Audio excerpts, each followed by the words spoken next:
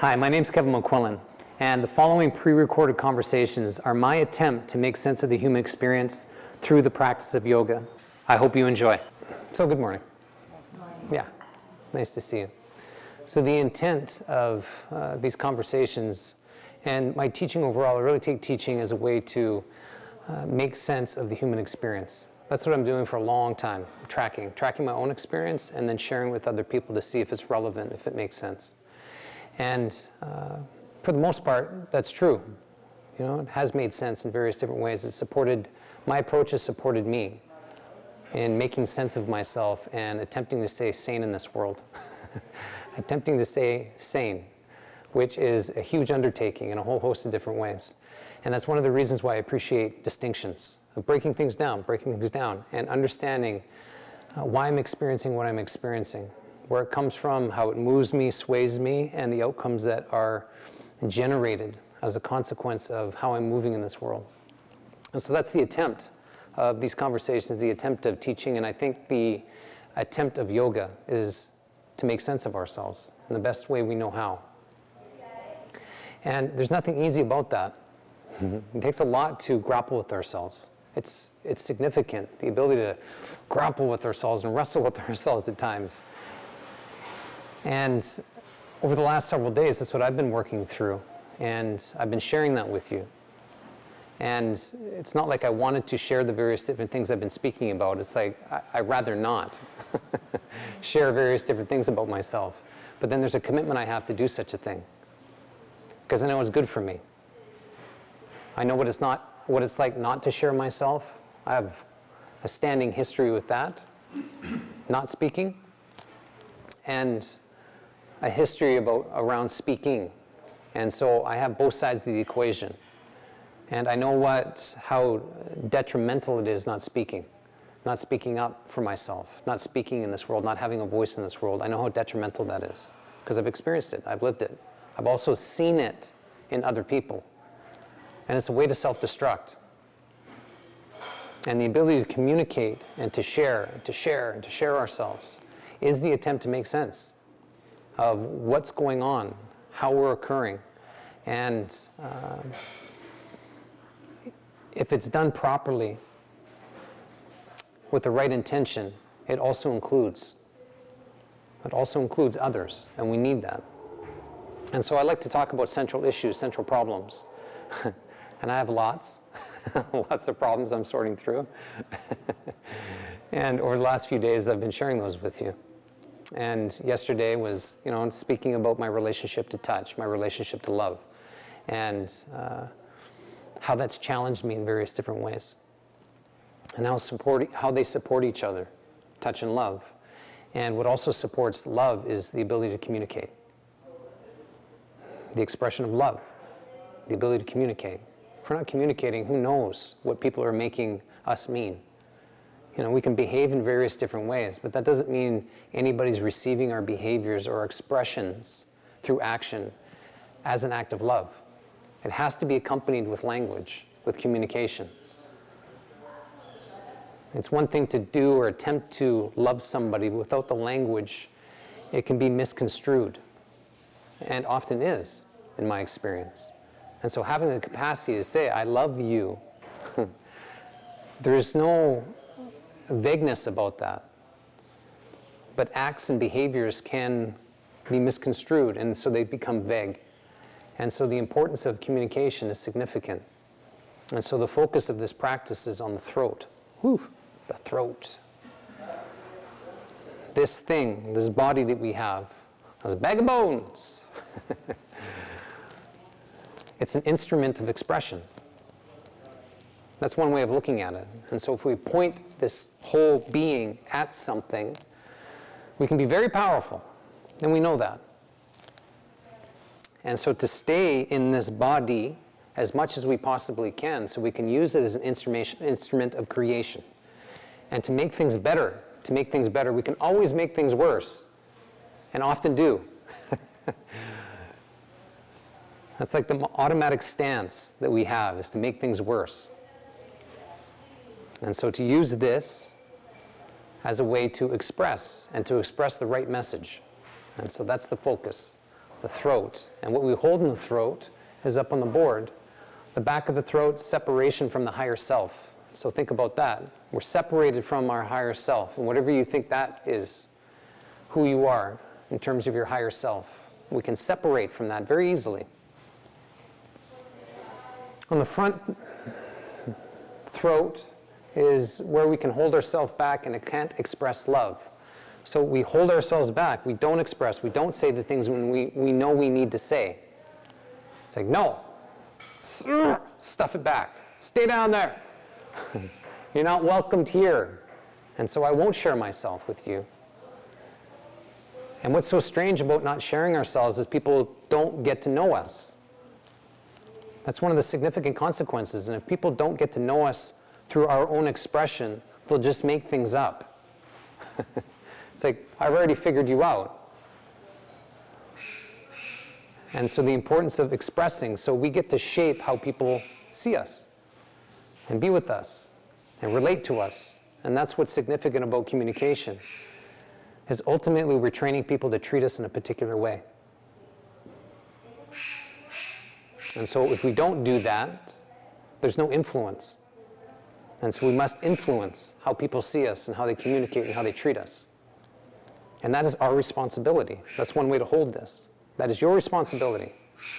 And so if you have people treating you in a way you don't want to be treated, what's up with that? And how are you perpetuating that? What are you not saying?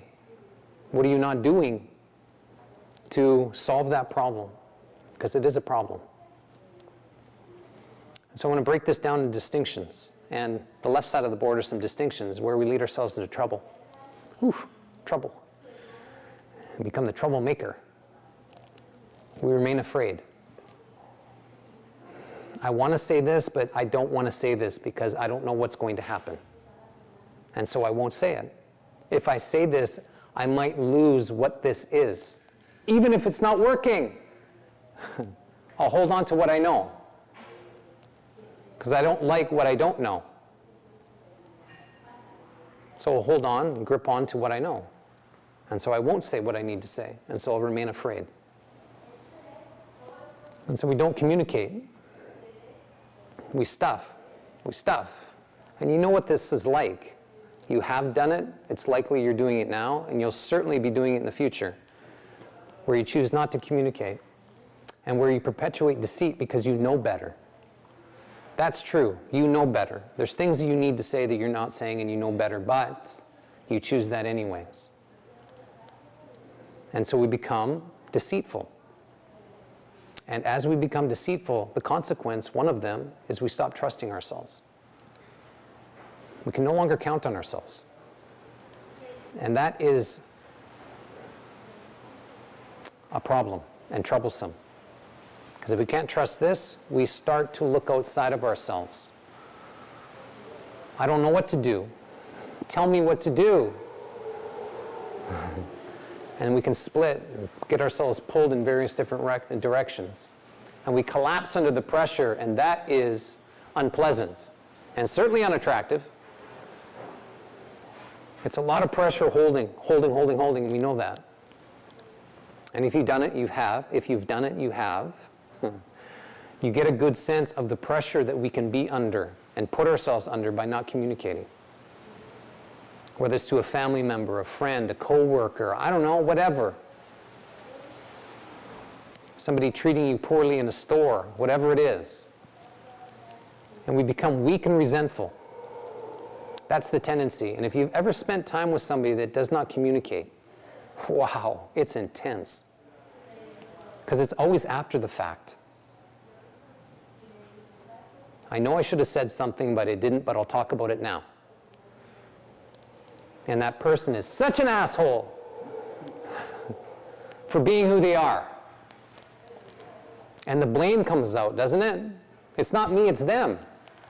If they were different, I'd be different. Which creates more pressure. And the resentment, and the rage, and the hate, and the misery. And if we do that with one person, we'll do it with a second person, and a third person, and a fourth person, and then we're simply that. And the outcome is we become demented. This is the recipe of becoming demented.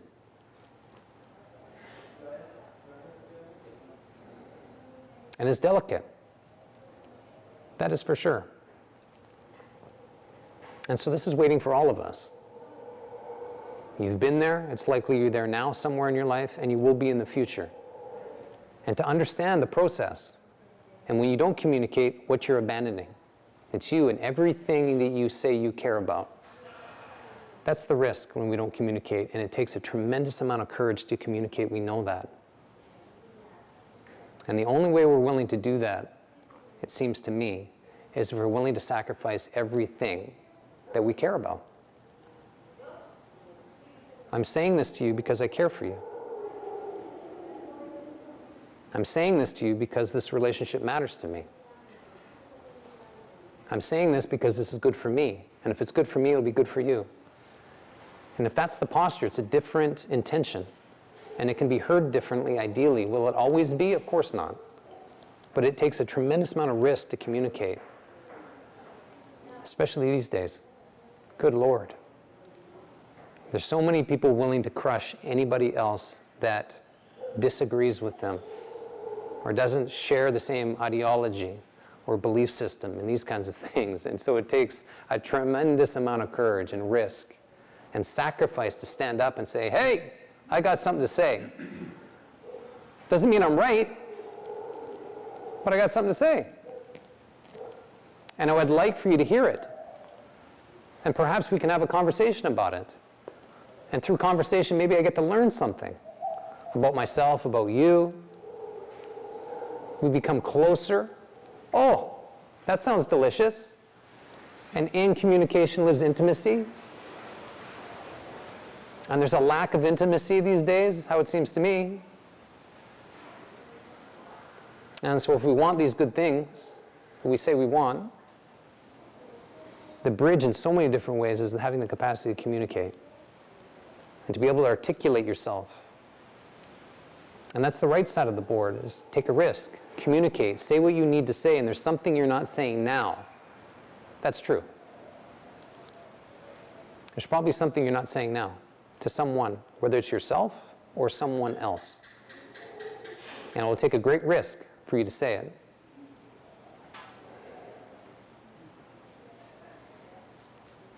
Tell the truth. And as you tell the truth, withstand the pressure it takes to tell the truth. Ha!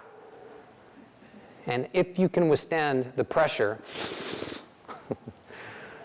what comes is a different side of you. You become tough and resilient, and somebody to contend with, which is what we want anyways. If you think about your relationships, do you want to be in a relationship with somebody that's just simply a pushover? I doubt it. There's a piece of you that wants that, of course, because you'll be in control.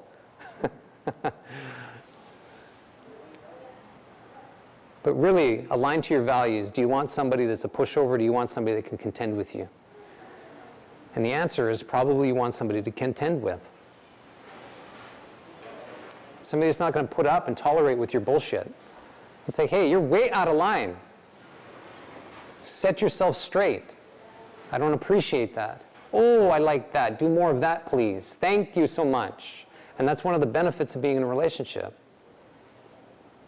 People tell us how to behave, and we need that at times. And communication is a key element to that. And so we're not communicating. Things go sour real quickly. If we are communicating, this isn't true all the time, but the attempt is to make things better. The attempt is to solve a problem through communication, and we have a lot of problems. And as we communicate, the outcome is self-respect. And that's strength. And that is a beautiful thing, to have strength in this world, to be able to have self-respect. And so there's plenty of things I don't want to talk about. But I attempt to talk about them anyways. And the chances of me offending people is really quite likely. But that's okay too. I rather offend and be in conversation and make sure I'm communicating to keep myself straight than not. And so that's the risk. It's likely I'll offend somebody, but I'll take the risk anyways. And so the question to you this morning, to make it real for you, what are you not saying?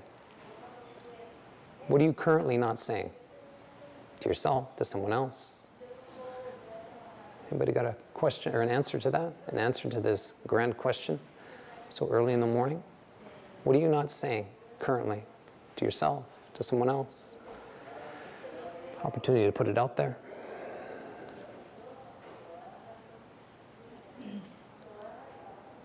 Mm-hmm. So intriguing. So speaking my truth. Not speaking your truth? Okay. Okay. And would you say that speaking your truth is aligned to your needs and values? Yeah. Good. Very good.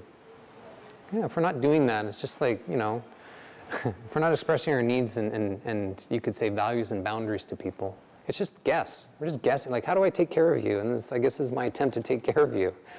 And it doesn't mean that my attempt to take care of you, you'll receive well. And those are friction points in relationship, aren't they?